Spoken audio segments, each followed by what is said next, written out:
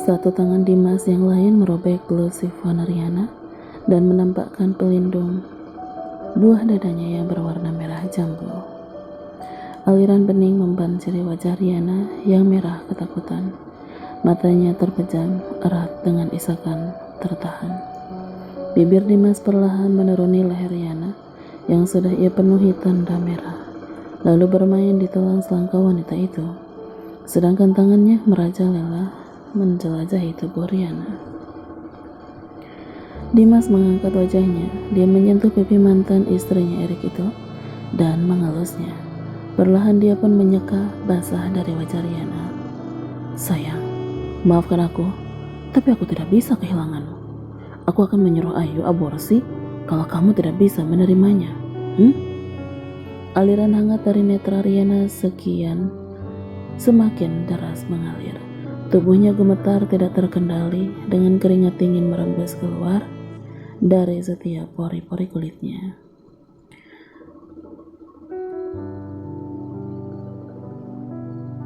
Seringai dan sorot mata laki-laki yang 3 tahun lalu ia lihat, bagai kilatan cahaya berganti-ganti dengan wajah laki-laki di hadapannya saat ini. Syok dan kemarahan tidak terbendung di hati Riana. Kau? Entah karena Dimas lengah atau karena Riana akhirnya berhasil mengumpulkan kekuatannya hingga wanita itu mampu mendorong tubuh besar Dimas menjauh dan membuatnya terhuyung ke belakang. Pergi, jangan dekati aku, pergi, pakik Riana. Dia berjalan merambat menjauhi Dimas yang sudah kembali tegak berdiri sambil menggeleng yang menggeser tubuhnya. Blus yang ia pakai saling bergesekan dengan dinding lift yang menambah rasa dingin tubuhnya. Pintu lift terbuka. Riana menelan ludahnya. Ia melirik pintu lift yang terbuka sambil bergantian melihat Dimas. Lalu, set. Riana segera berlari, namun grab. Tangan Dimas jauh lebih cepat. Laki-laki itu merangkul tubuh Riana yang gemetar ketakutan dan berteriak memberontak. Lepaskan aku. Dimas menulikkan telinganya. Ia menggendong Riana keluar dari lift dan membawanya ke apartemen wanita itu. Bruk, tubuh Riana terhempas di sofa. Ia menggeleng dan menangis sambil menyeret tubuhnya menjauhi Dimas yang berjalan mendekatinya. Aku mohon, lepaskan aku. Putra sulung Irwan berjalan mendekat. Tetes air mata terlihat mengalir di kedua mata Dimas. Laki-laki itu kemudian mendekap Riana erat dan mengelus rambut Riana sambil mengecupi kepala wanita itu. Sayang, tenanglah. Maafkan aku. Aku tidak bermaksud menyakitimu. Aku hanya tidak bisa kehilanganmu. Percayalah, aku akan melakukannya dengan lembut, ucap Dimas. Riana mendelik dan menggeleng. Pikirannya kalut, tidak bisa berpikir jernih. Ujung matanya menangkap vas yang ada di meja dan segera meraihnya. Dimas yang melonggarkan pelukan dan membungkuk untuk membaringkan Riana di sofa, tidak menyadarinya. Lalu, biar. Mata Dimas melotot tajam pada ibunda Evan itu. Ia mengeratkan bibirnya dan diulurkannya tangannya meraih leher Riana. Kau? Keterlaluan, Riana, geram Dimas. Tidak peduli darah yang perlahan mengalir menyusuri pelipisnya dan menetes ke dada Riana, Dimas mengeratkan cengkramannya pada leher wanita itu. Riana memegang lengan Dimas, berusaha melepas cengkraman laki-laki itu dari lehernya. Namun, ia tidak berhasil. Kekuatannya perlahan menghilang. Semburat merah dan otot-otot di wajah Riana bermunculan.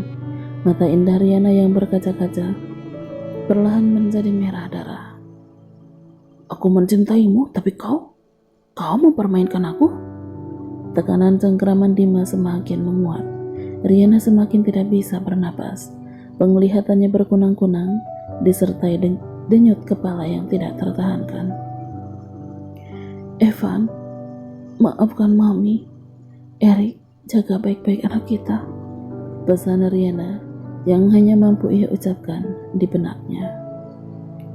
Sementara di Berlin, Jerman, tubuh Farida menegang. Ia menekuk jari-jari kakinya untuk menekan rasa takut dan kegugupannya saat ini. Tidak pernah sekalipun terlintas di benaknya bahwa Irwan, orang yang secara tidak langsung bertanggung jawab atas kematian kedua orang tuanya, sekaligus sebagai penyebab hancurnya keluarga Riana, akan berdiri di hadapannya. "Hei dokter, aku tanya, apa kau Farida Buwono? Kenapa diam saja kalau ditanya?" Sentak Irwan sambil melotot menatap wanita berhijab dan berbalut jubah dokter yang ada di balik meja kerjanya. Farida yang terpaku menatap Irwan, menelan ludahnya dan mengangguk. "Benar, silakan duduk," ucap Farida dengan nada suara yang sebisa mungkin ia normalkan dan menurunkan matanya, menghindari tatapan Irwan. Ia benar-benar menyesal karena selalu malas membaca nama pasien sebelum pasien masuk ke ruangannya. Irwan tidak melepas tatapannya dari Farida. Ia duduk dan memicingkan matanya sambil mengusap dagunya. "Apa bapak membawa surat pengantar?" tanya Farida sambil memaksakan senyum dan mencubit pahanya sendiri agar mampu berbicara seperti biasa. "Kamu Farida Buwono, putri Rahmat Buwono kan?" Farida tersentak. Ia mengeratkan giginya lalu melipat bibirnya dengan gemetar. Benar, tapi apa hubungannya dengan Anda?" "Ternyata aku benar. Kalau begitu, katakan kepadaku, apa Teresa Mariana adalah pasienmu?" Farida kembali terhenyak. Jantungnya kian berdegup dengan cepat. Tangannya yang memegang pulpen bertambah gemetar, namun dia segera menguasai diri dan melengkungkan bibirnya. "Teresa Mariana?" tanya Farida, mengulang nama yang diucapkan Irwan dan diangguki laki-laki itu. Maaf, saya memiliki banyak pasien. Saya tidak bisa mengingat nama mereka satu persatu." "Begitu. Anda dokter bedah jantung, bukan? Kenapa Anda bisa merekomendasikan pasien kelainan psikologi ke psikiater?"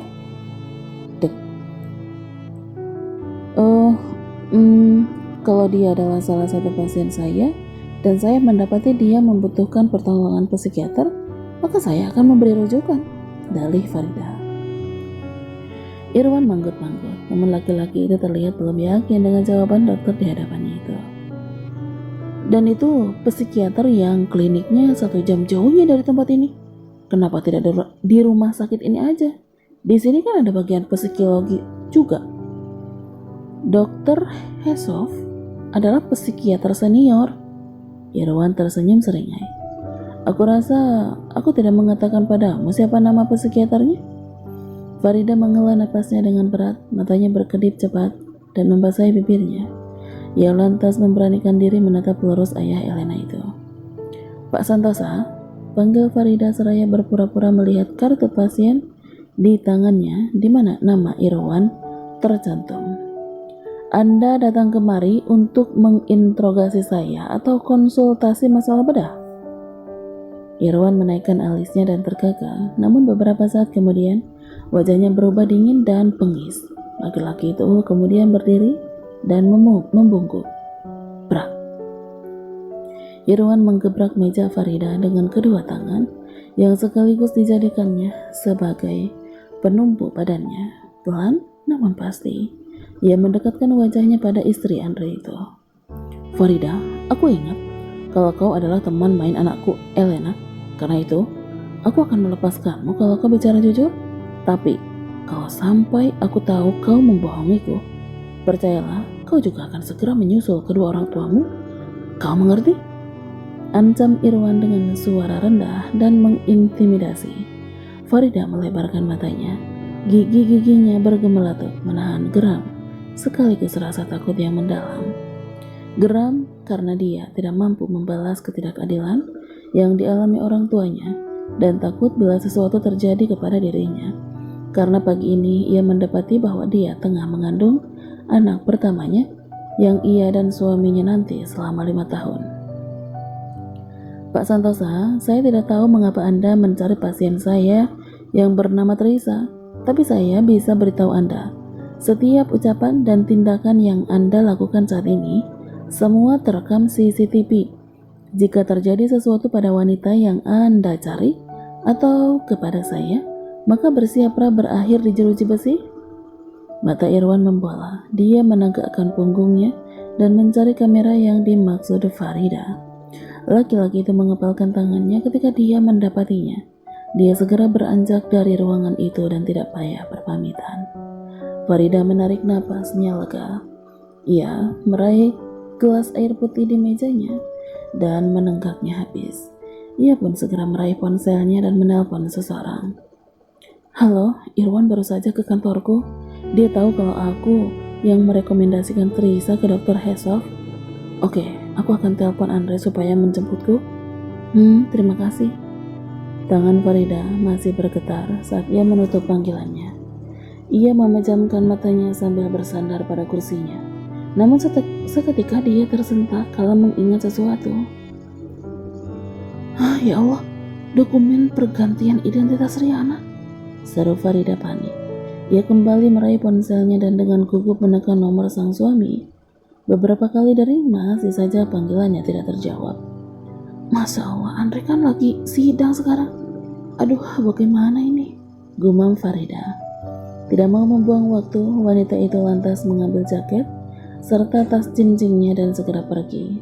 Setelah memberi beberapa instruksi kepada asisten yang mencegatnya, Farida segera berlari ke tempat parkir dan melajukan mobilnya.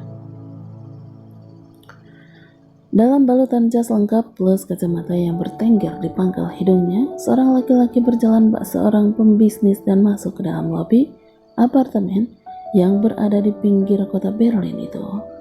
Langkahnya terkesan santai dan sesekali memeriksa ponselnya. Ia pun turun dari lift. Setelah memberi anggukan pada dua orang laki-laki yang berada di belakangnya, melangkah pasti ia menuju pintu tangga darurat dan lanjut menggunakan tangga menuju dua lantai di atasnya. Sesampainya di lantai yang ia tuju, laki-laki itu membuka pintu tangga darurat dan melihat ke sekelilingnya. Merasa aman, ia lantas berjalan menyusuri koridor dan mencari nomor yang ada di kertas kecil di tangannya. Sebuah senyum seringai tercipta di bibirnya. Setelah melihat ke sana kemari, ia lantas mengeluarkan sebuah kawat dan alat lain yang seperti pengait dan mulai memasukkan ke dalam lubang kunci pintu apartemen bertuliskan 912 itu. Klak, pintu itu terbuka. Perlahan dia berjalan masuk dan kembali menutup pintu dengan hati-hati. Laki-laki itu segera beraksi. Ia membongkar semua lemari dan rak yang ada di ruang tamu. Ia kemudian beranjak ke sebuah kamar yang tempat tidurnya dan furnitur lain di sekitarnya tertutup kain putih. Dengan kasar, ia menarik kain penutup itu dan mulai memberantakan isi kamar. Semua yang sudah tertata rapi kini berserakan di mana-mana. Ia membuka dan membaca cepat setiap kertas dan buku tulis yang ada, serta membongkar setiap buku yang tertata rapi di atas rak. Aku nggak percaya kalau tidak ada satupun petunjuk di sini. Gumam laki-laki itu lalu beranjak ke kamar yang ada di sebelah kamar, bercat putih dengan beberapa rak yang diisi dengan box dari tali rami itu. Kini tidak jauh beda dengan ruangan lain. Semua barang tidak lagi pada tempatnya alias acak-acakan. Laki-laki itu kemudian membuka lemari pakaian, di mana di sana ia menemukan sebuah kardus. Laki-laki itu mengambilnya dan membongkar isi kardus itu. Sebuah seringai muncul di bibir kala ia membaca dokumen yang ia pegang beserta beberapa foto lama yang ada terlampir di dalamnya. Mahal ini harganya, gumamnya. Tanpa membereskan kekacauan yang ia buat, laki-laki itu segera ke ruangan tamu dan mengambil tasnya. Baru saja dia memasukkan dokumen itu ke dalam tas, handle pintu apartemen yang berjarak tidak lebih dari 2 meter darinya bergerak. Dia melihat ke sana kemari mencari tempat bersembunyi. Laki-laki itu lantas masuk ke dalam dapur yang berada di sisi kamar dan terletak dekat dengan pintu keluar, lalu bersembunyi di sana. Seorang wanita yang baru saja masuk tercengang melihat keadaan rumahnya yang berantakan. Ia segera mengambil ponsel dan menekan nomor 112. "Hei, kamu!" teriak wanita itu seraya menunjuk ke arah lelaki yang menyambar ponselnya.